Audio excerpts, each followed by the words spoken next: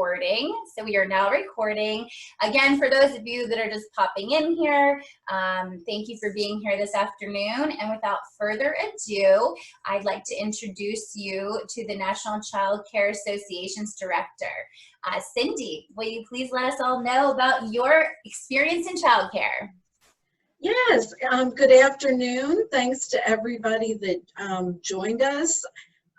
With all of you on this phone being essential workers and having to deal with the extraordinary circumstances that we find ourselves under, I really appreciate getting to spend time with you. I want it to be meaningful, so to reinforce what Diane said, please let us know how we can make it meaningful. I've met some of you. In fact, I see, is it Mary Jane? Mary Sue Watson in Arizona. Hi. I met you last year. That's true. Hi. Wanted to call out, and I'm glad to meet so many new people. And I just want to tell you a little bit about myself so you know who it is that is helping to support you, along with my coworkers that are also here today. But my name is Cindy Lenhoff, and for 36 years I worked in early care and education centers for Learning Care Group.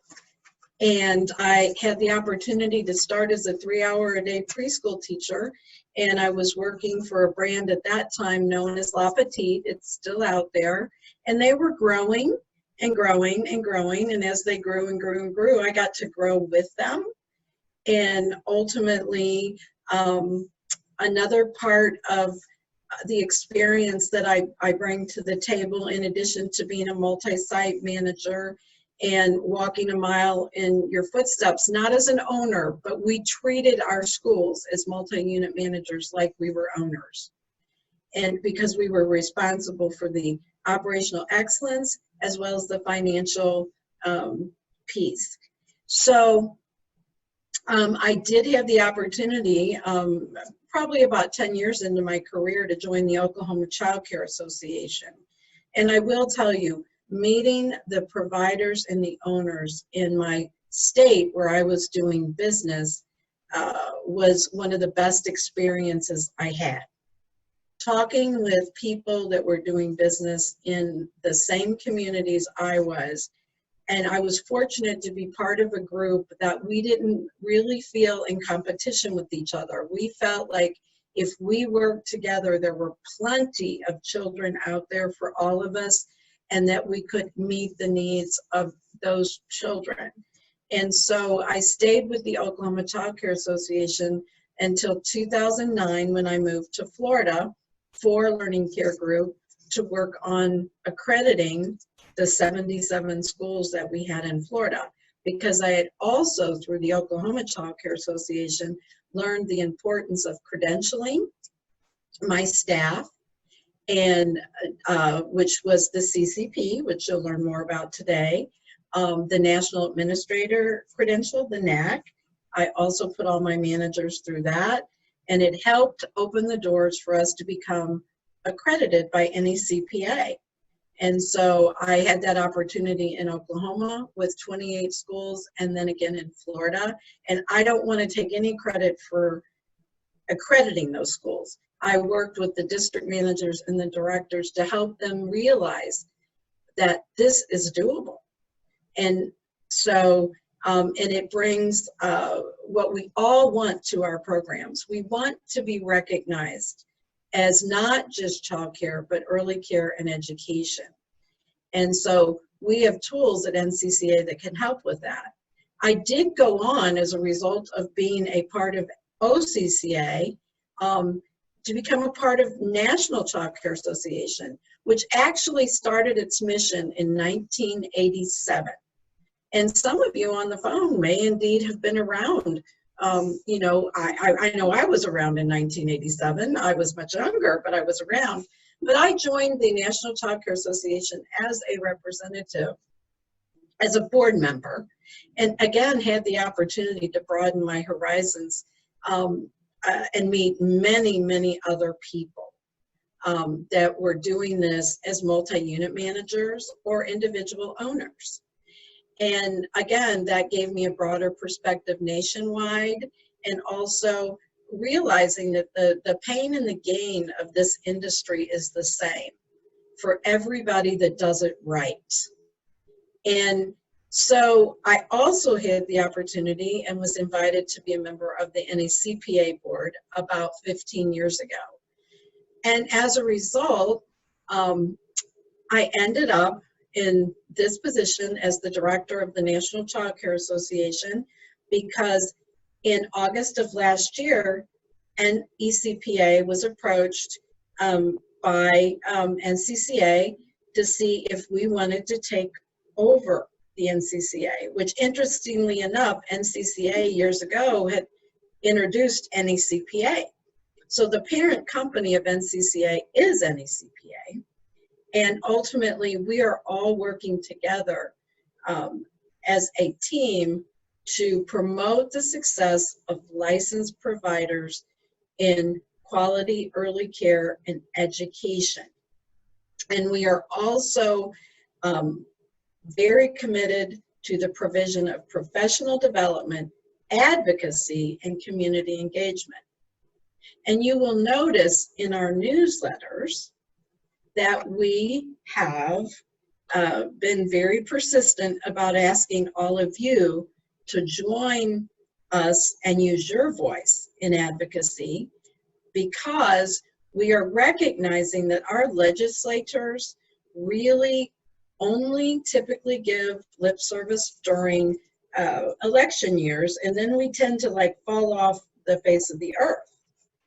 And so I can't say enough about enough is enough, and I hope that you will participate in the action alerts. They're meant to be very easy, the click of a button, because if enough voices are raised, it will hit the agenda of our legislators. It won't if they only hear from advocacy groups like us, from just me, or from some of the other advocates that we work with in the DC market, which includes the Children's Budget Committee and Coalition, Child Care Aware. Some of you may be aware of them, but you see us publish some of their information because they have great research and data available for helping you talk to your legislators. And then we also partner with the National Women's Law Center, because they also have an arm for early childhood advocacy. And again, we are all doing the same thing. We need for you, the experts, to reach out with us and say what it is you need. And right now, I know you, I'm sure everybody on this call knows, is that we are asking for $50 billion to support childcare and early learning through the pandemic and beyond. And we are also supporting more aggressive tax breaks for our parents that are working and paying for their own childcare, because that information and those tax credits are so outdated. So again, I want to thank all of you for being there and doing your very best to provide care and education to the nation's young children. And we are working hard to get you recognized in the field that you have dedicated your lives to. And I love to hear from people. You can contact me through our website's email, or you can call me. I'll talk to anybody that needs help, has a question, or has recommendations. So in the meantime, I am going, oh, I forgot to tell you how many members we have. We have 2,300 centers that are members, and we have about 2,500 individuals that are members, and we have a mailing list of 8,000.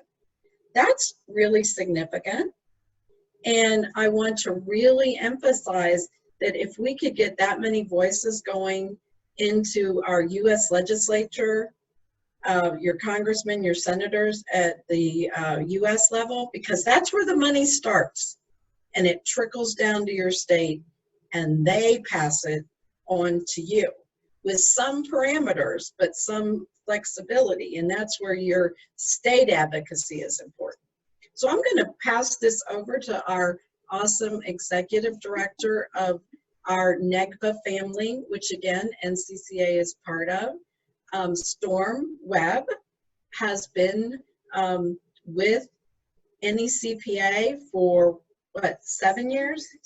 Yeah, 7 years. She does a fabulous job of making sure that we all, you know, work together to benefit our providers out there. Thank you so much for joining us. Well, thank you, Cindy. I'm going to slide this guy on over. Thank you so much, Cindy. It was great hearing a little bit more about your experience and all that you've done in your nearly 40 years in early childhood education. So thank you so much for all you do. I'm going to go ahead and stop my video just so I don't distract myself by trying to look over and look at me talking. And I'm going to go ahead and do kind of a mini session on NECPA accreditation. And I have my two colleagues on the line here, so we can talk about accreditation as well as national credentialing and the benefits of it and what is accreditation and how to get started. So my name is Storm Webb. I proudly serve as the NCCA and NECPA Executive Director. I'm a third-generation provider myself as well, so I've had the pleasure of working with my grandmother in Virginia. With her, she started off at 25 years old with 10 centers, so big shoes to fill, so I'm trying my best to follow in her lead. I'm happy to bring kind of that owner's view to our organization. I'm also happy to share that our commission, who is our board, our nonprofit board, is made up of 11 high-quality owners and operators themselves. So their guidance for our policies and practices is always what's best to support early childhood educators and eventually what our mission is there for, which is providing the highest quality of early childhood education. With that, I'll introduce Sarah. So Sarah, if you wanted to tell us a little bit about yourself. Sure. Hi everyone, good afternoon. My name is Sarah Passero and I am the Director of Accreditation for NECPA. I have been with the organization for about, actually 6 years in about a week. It's my 6-year anniversary. So my primary responsibility at NECPA is to assist our providers from through the process, and that can be from enrollment to receiving your accreditation to award maintenance. So we try to cover all areas of the process. We are a pretty small team, so if you call, you'll speak with myself or you'll speak with our client success manager, Mariah.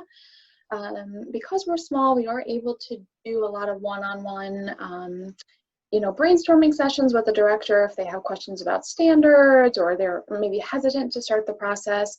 We really do try to meet you where you are. And we have, because we have providers that are in churches, they work out of universities, maybe they work for a larger corporation, we really do try to work with you to meet the standards on an individual basis, because we want to make sure you're still upholding, everything you started out doing maybe before you started incorporating NECPA into your center. So it's really nice to speak with everyone, and I'm excited to get to know some of you more. Thank you so much. Thanks so much, Sarah. That was great. And then Ari, if you wanted to go ahead and introduce yourself. Sure.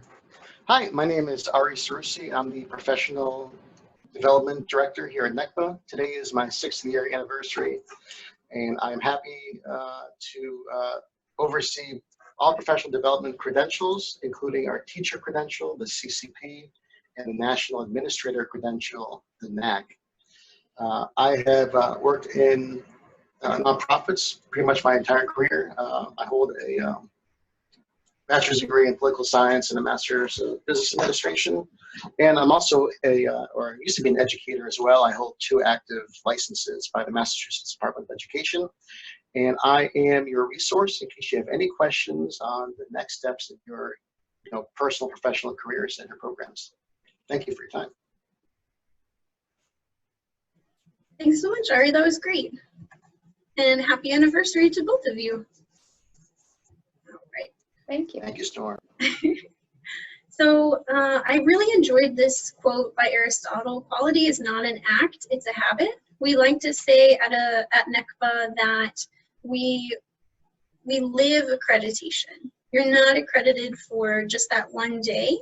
And with that in mind, we really try to make policies and practices that will best serve our early childhood educators because you became a provider due to your passion for children and your desire to provide them the best quality care. So a little bit about what we're going to review today. So usually this is like an hour-and-a-half presentation, so I tried to smush it together. So I'll try and highlight the best things about the presentation.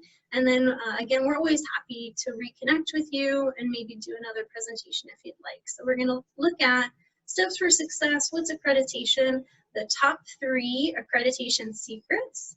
You'll also have some helpful handouts that we will send to everyone who registered, as well as going over the NAC and CCP and how do you pursue your credentials. So what is accreditation? Accreditation basically is an award of self-study and self-assessment based off of research-based quality standards that go above and beyond what your state requires of you.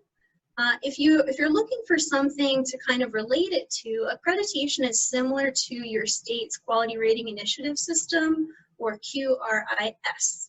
Most states actually encompass or incorporate accreditation as part of that system because we've been here longer than most QRISs have been around. So what are some of the top benefits of becoming accredited? It sounds real great, high quality is wonderful.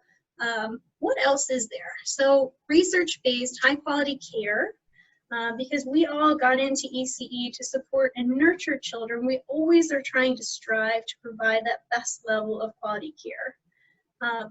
You also receive national and local recognition, and that means word of mouth by your parents. You go on our national accreditation database, and what that recognition will allow you to do is receive state and federal funding.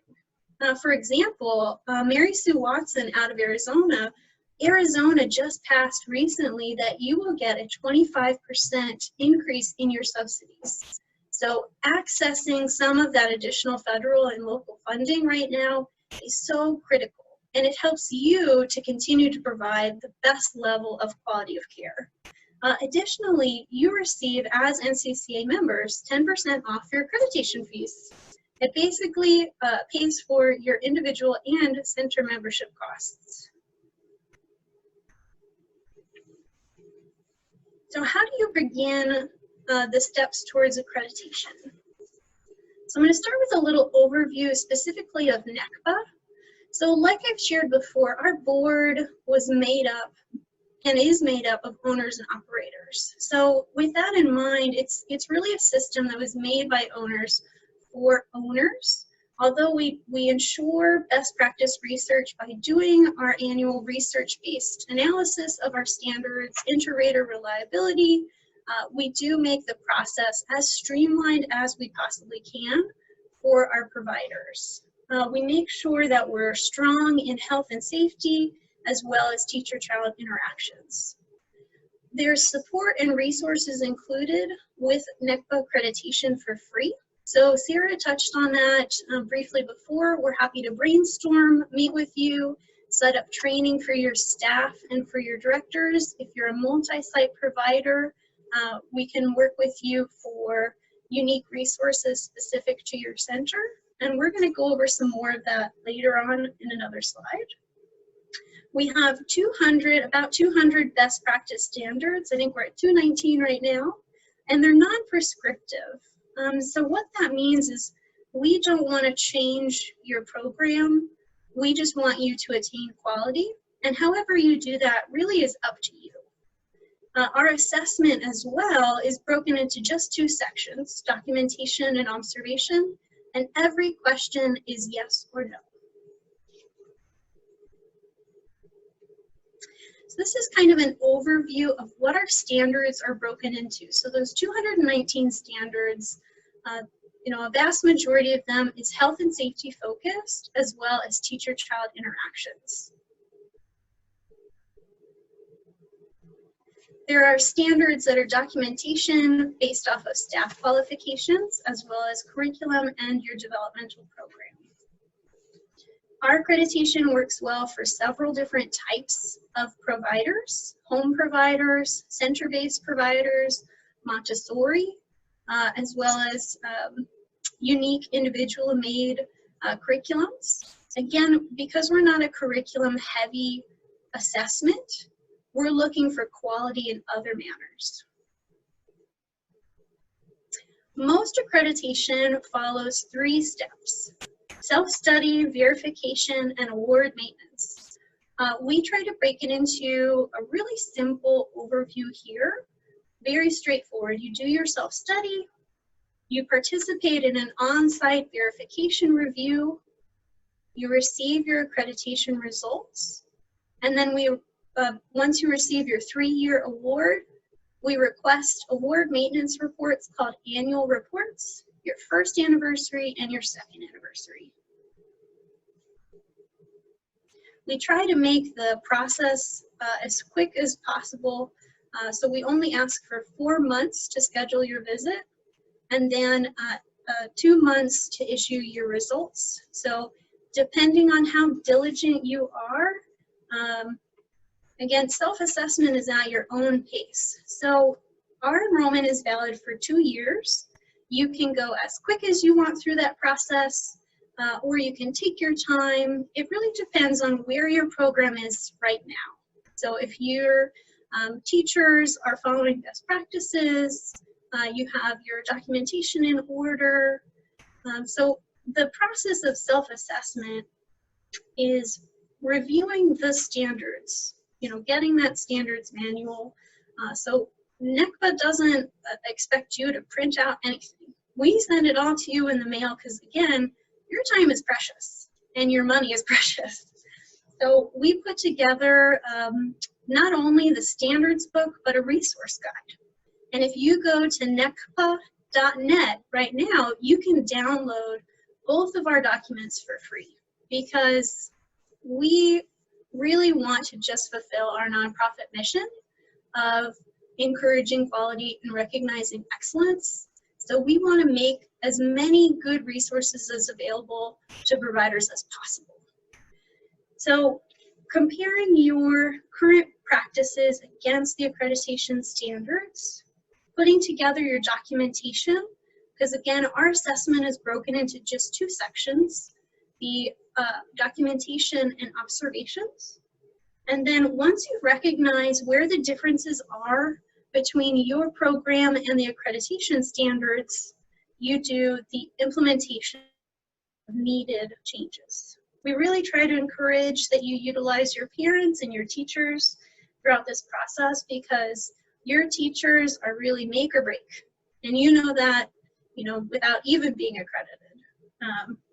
So we include work plans for free. We assist you in identifying your goals and your timelines. And again, that resource is online now for free for you to download. So what are the top 3 accreditation secrets? Secret number 1, you are already meeting major accreditation standards. I know that sounds good, but what does it mean? So you are exceeding licensing requirements, meaning you are exceeding health and safety, especially now during COVID. You are going above and beyond with your teachers. So you have a program philosophy, you're doing the orientation, and you're ensuring that high quality teacher-child interaction through continual training, observation, and support of those teachers. You also have created understandings with your teachers and your families by defining your policies and practices in a parent and staff handbook.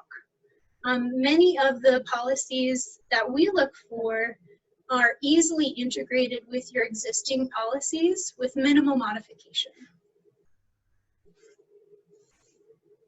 Additionally, you're creating that environment for children's learning and for their success, making sure there's enough material and appropriate spaces, separating the areas for learning.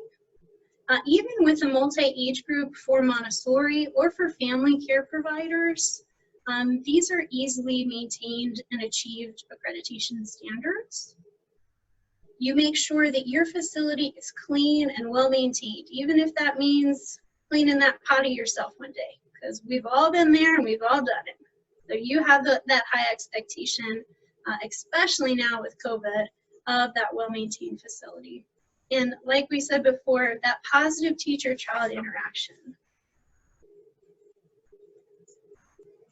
Secret number 2, accreditation really is simple and straightforward.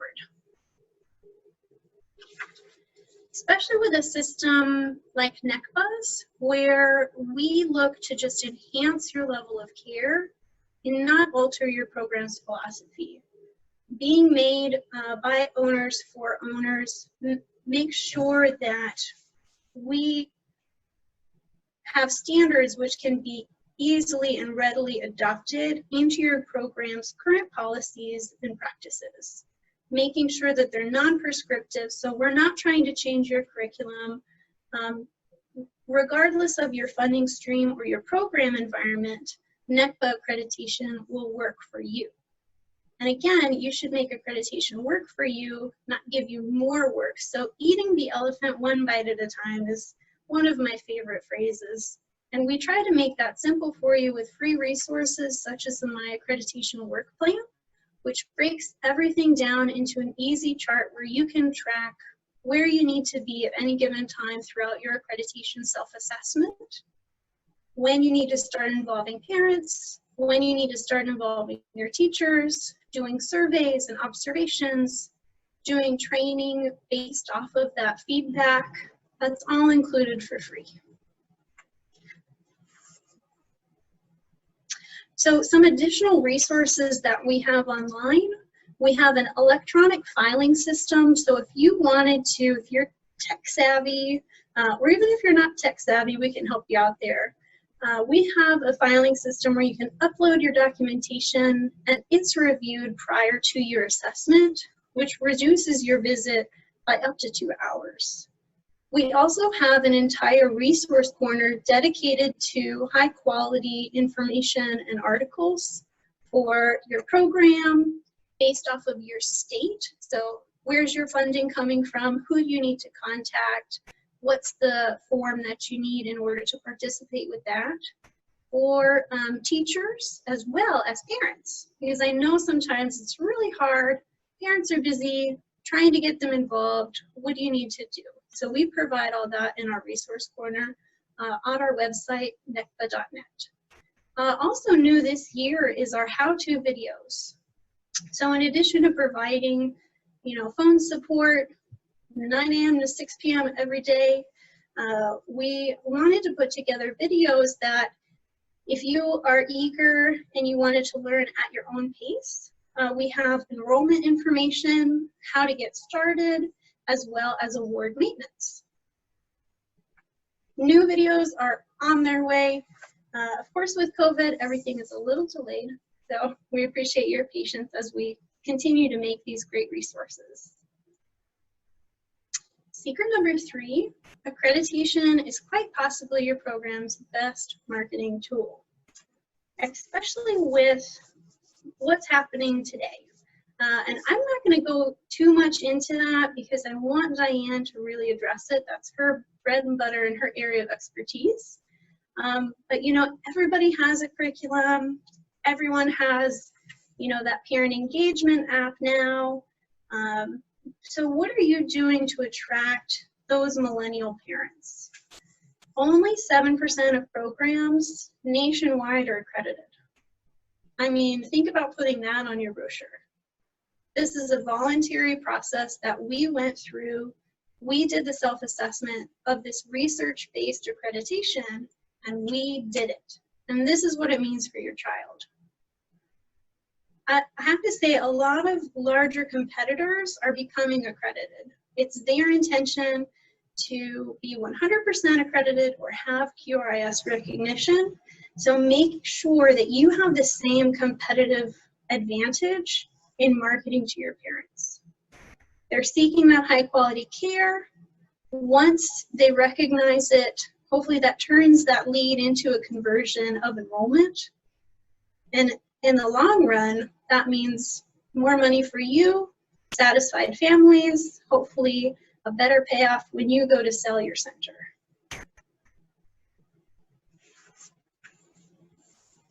Here's just some examples of our accredited providers sharing online on social media.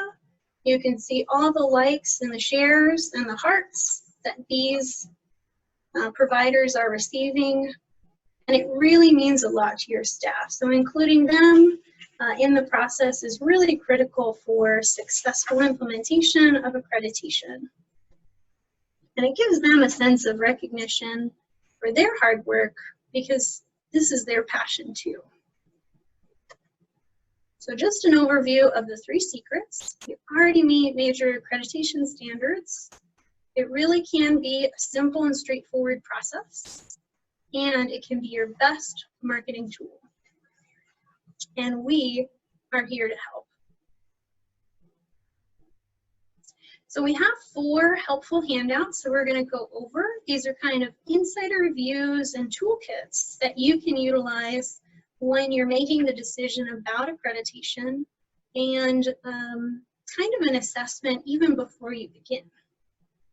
So the accreditation benefits analysis sheet breaks down how much will you receive by becoming accredited at your state or federal funding. Are there additional bonuses or benefits by becoming a quality recognized provider? Is there a subsidy increase? And what do you think you can get in the end in increased enrollments?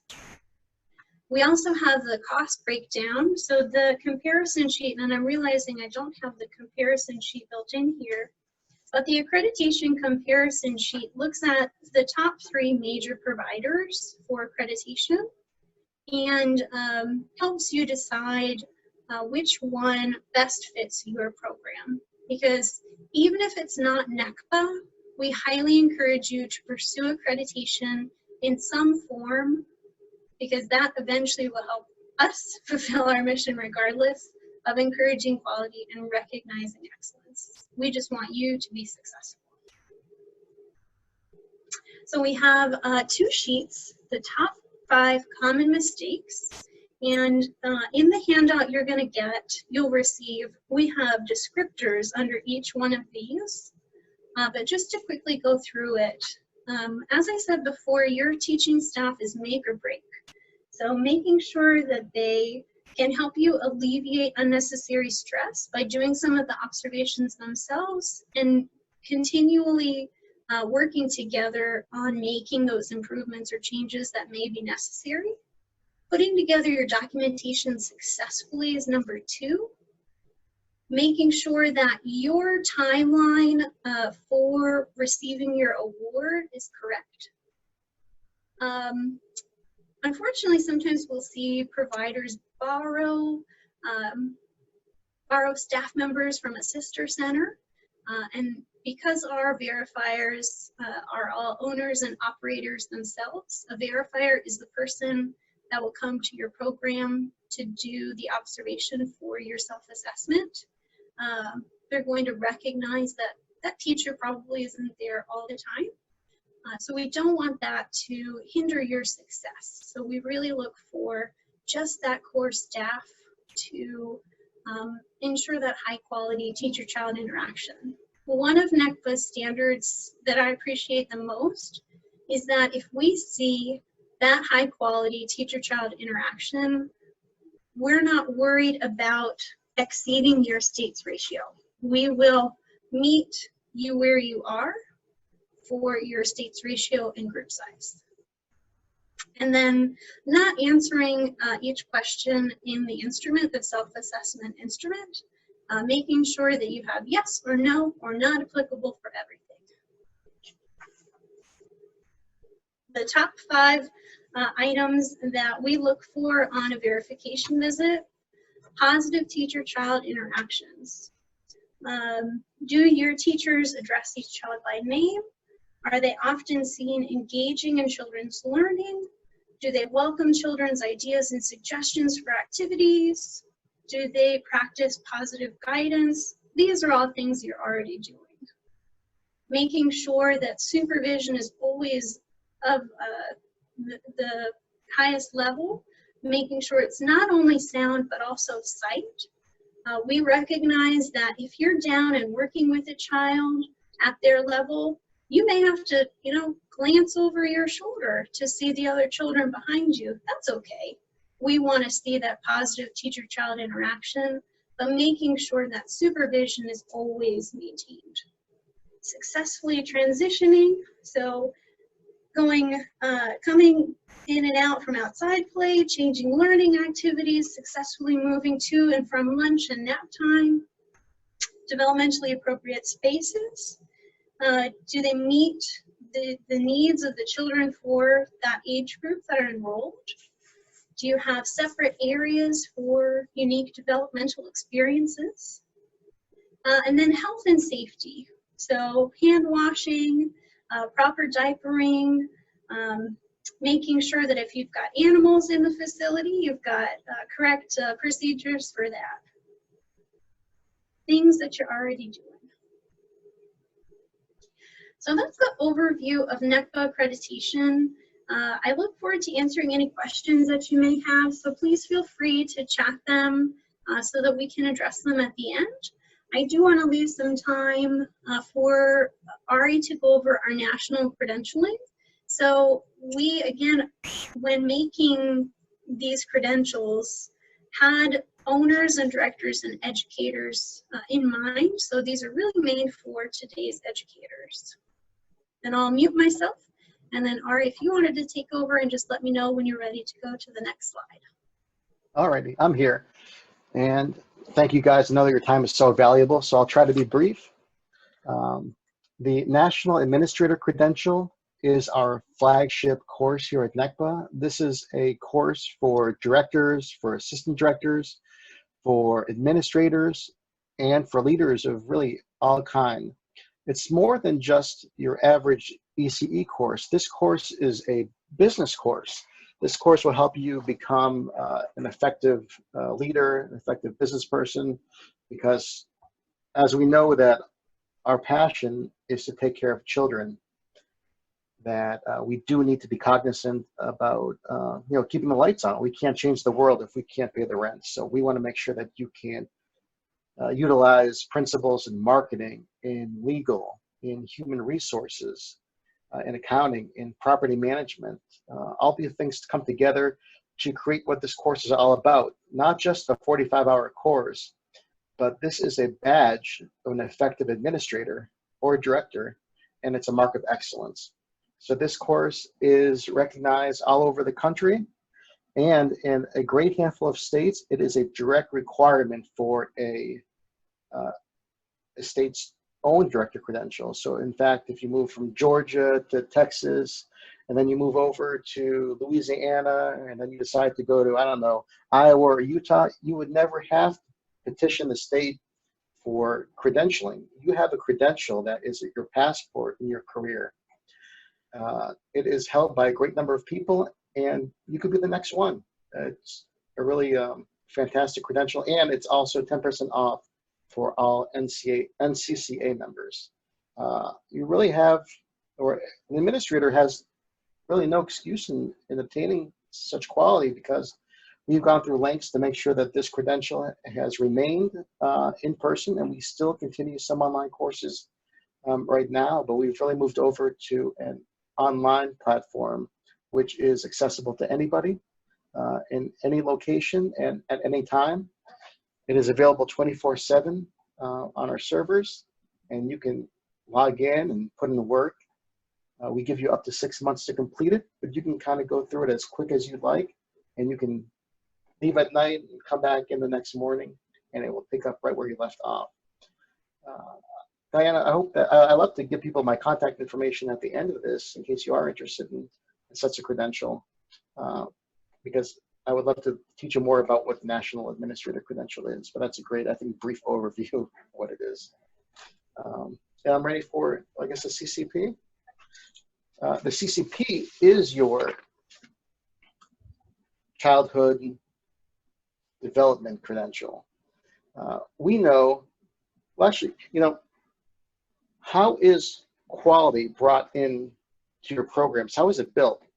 Now, we know it's not through basic licensing requirements. It's not built by the best of intentions, and it's not even built by a pretty program. No, quality isn't an accident.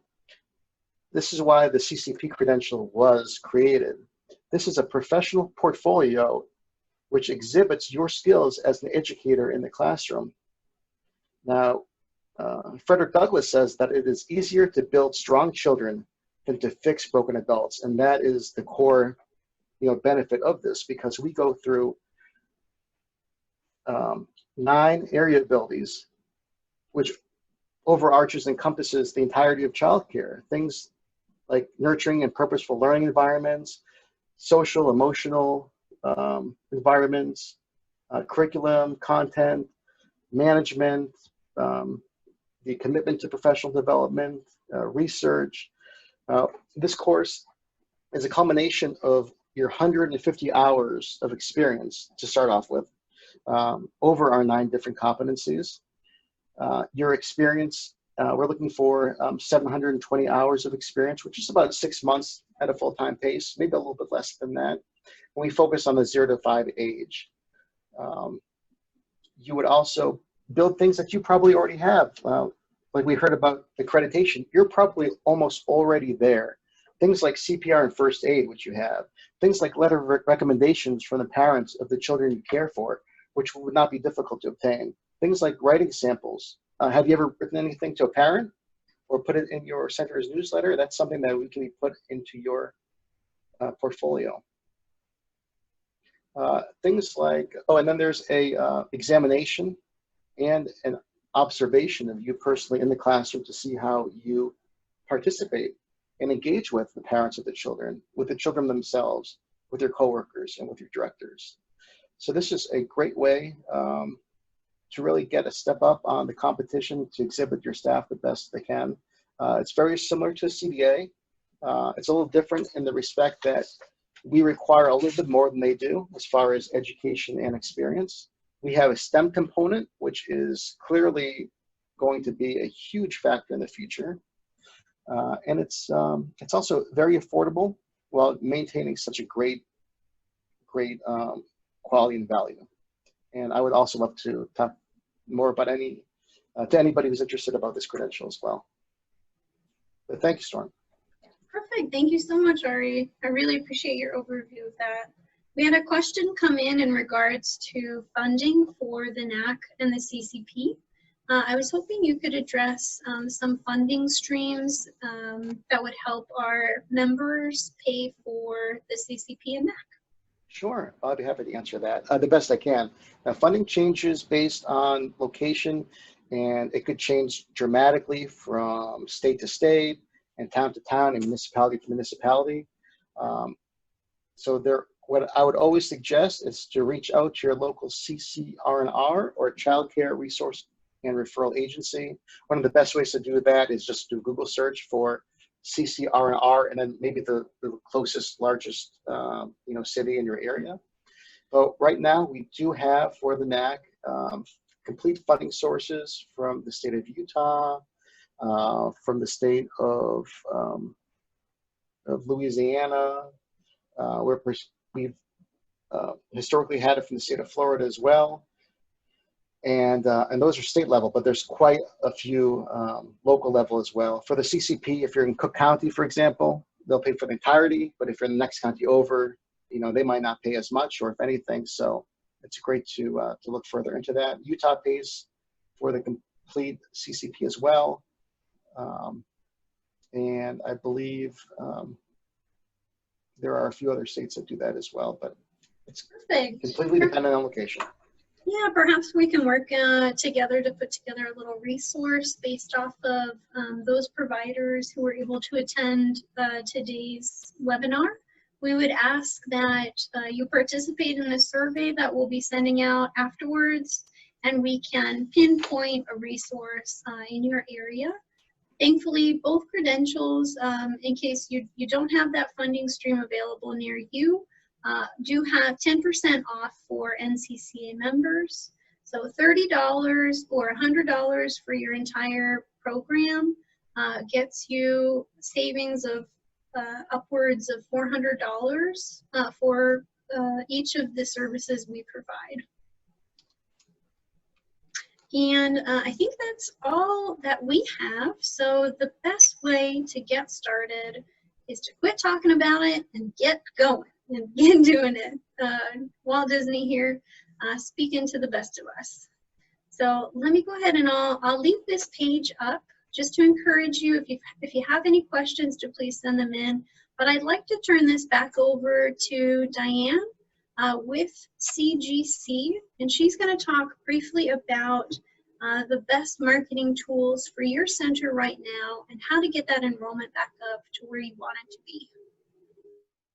Thank you, Storm and Ari and Cindy. And you guys, we have about 10 minutes left. And so I just wanted to also thank you so much. You're essential. You're our heroes. You give us the ability to have our children or our kids go to work while you're providing for our children. And that means so much. And we so thank you. And how do you get that message out to more people? How do you build up your enrollment? How do you let all of those raving fans know to let other people know about your centers?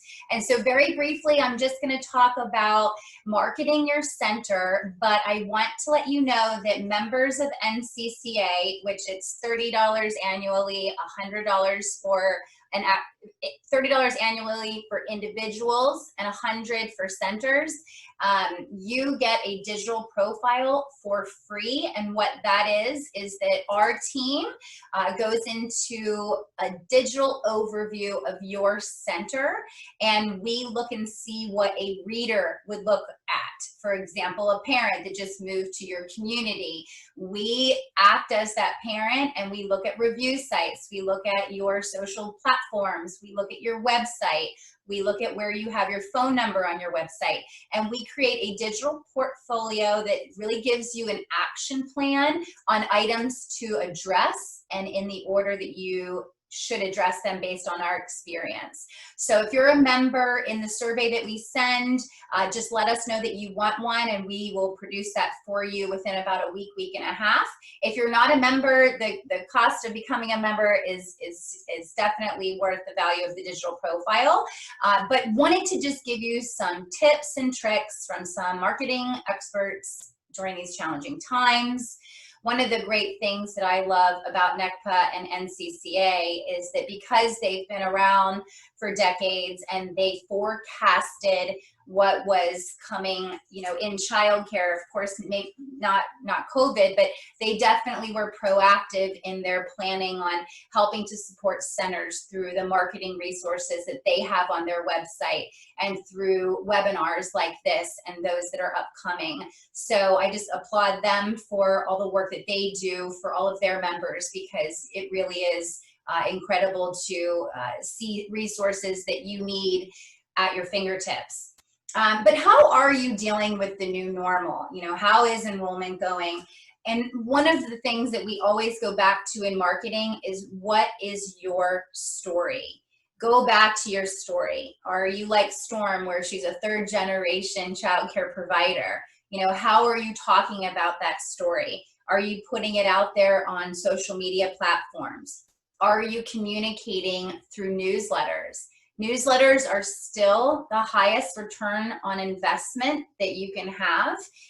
We all get hundreds of emails Many of them go to our spam. It is overwhelming, but when you send a newsletter out with the activities calendar of your center, or recipe from a parent of the month, or a highlight of one of your educators getting an accreditation and continuing education, you're now submitting something that is actually tangible in a way to the parents, to the guardians, for them to be able to forward to their neighbors and to their friends, because people are constantly looking for childcare centers, and it's a revolving door that you have.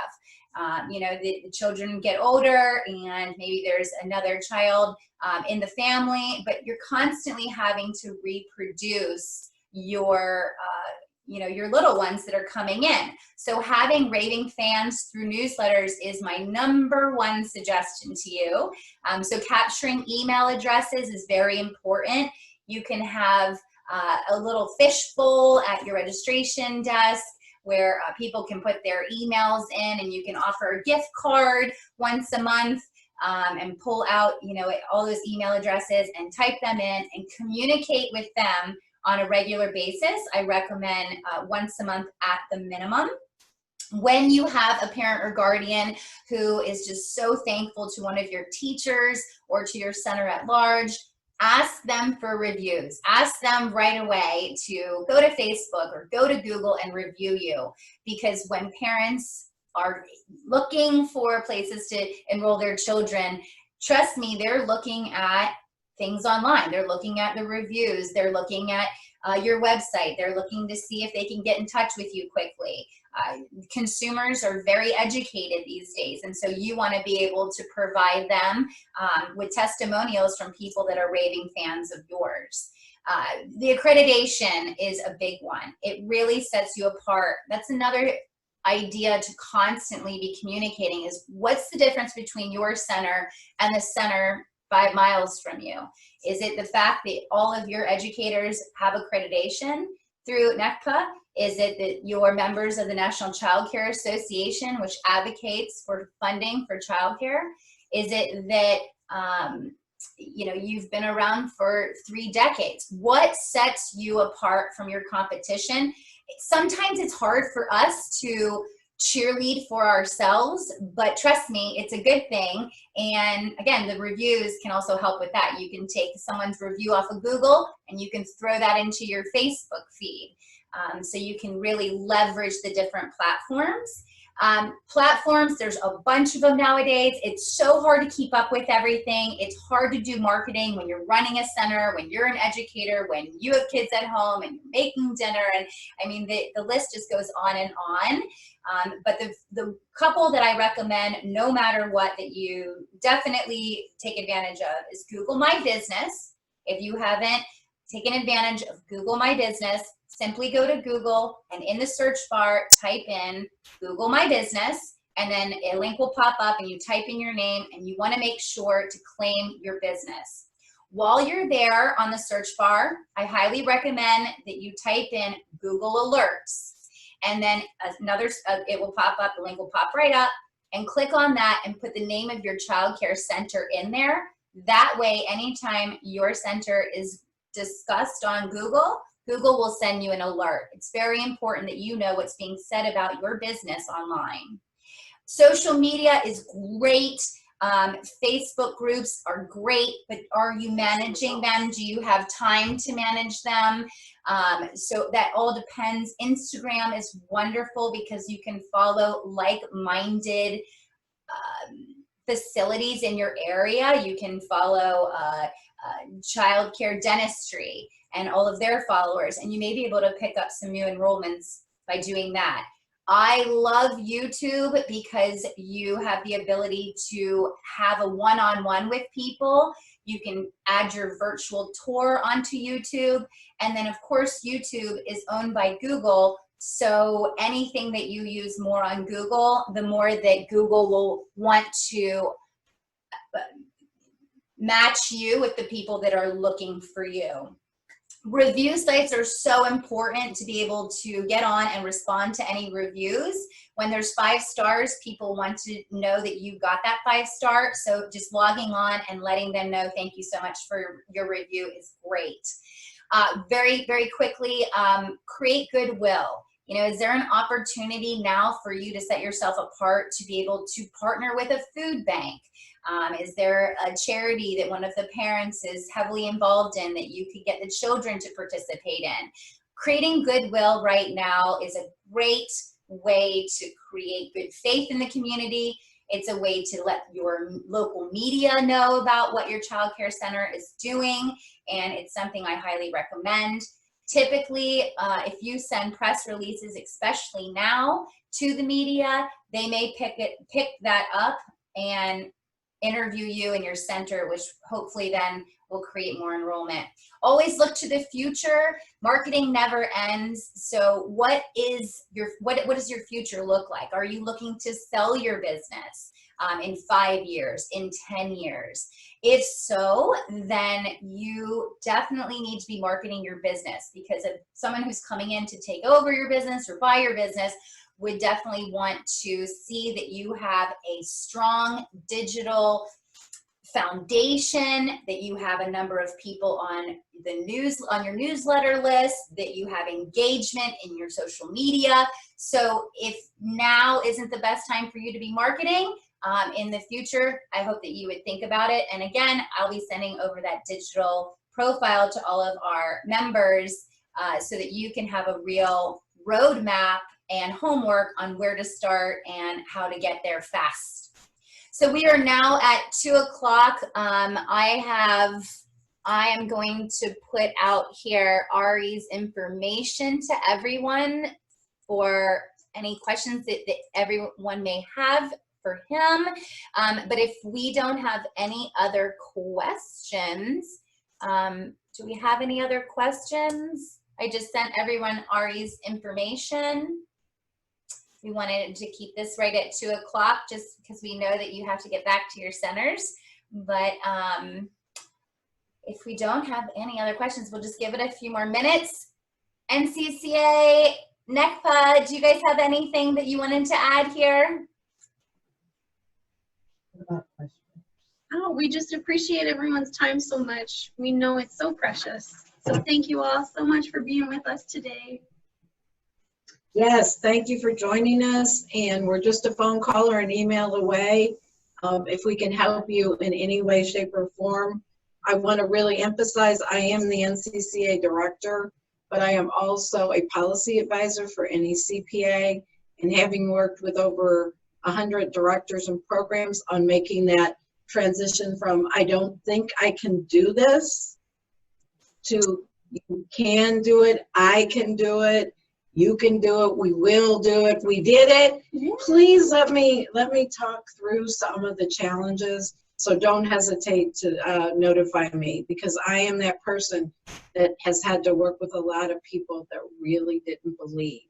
And I really want to endorse the CCP and the NAC as credentials that helped get staff that had worked for a long time without a credential into that mode that they could, and they did. So thank you all. Thank you, Cindy. And thank you so much, Diane, for facilitating. We really appreciate all that you're doing for us on the back end and involving our members and getting that message out there to be your own best advocate. Thank you, everyone, and be looking for the survey. We do appreciate the feedback. We'll also send some links to the resources that we discussed, and we hope you have a great rest of the day. Lynn said, great job, everyone. Janet said, thanks. Thank you, guys. Thank you all so much. Have a great rest of the day and rest of the week.